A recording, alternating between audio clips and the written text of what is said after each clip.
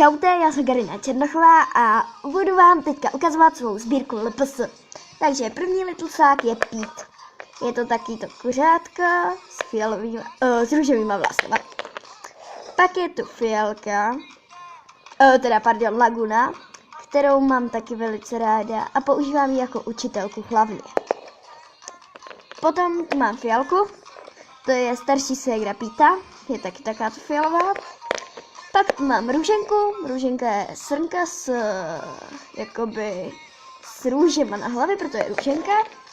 Tohle je Big Taťka, já nevím, proč mu říkám velký taťka, ale prostě ho mám takhle ráda a je to můj velký taťka. A tohle je James.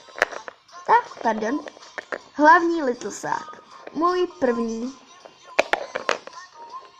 Toto je Anasta, Jolie,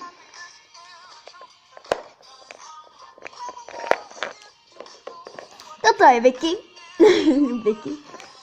A mimochodem, miluje Nutella.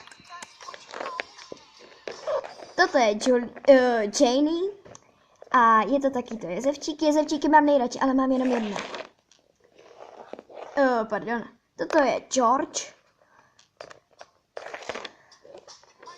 Omlouvám se, ale pokračování bude příště. Takže pokračování prostě bude příště. Pa, pa.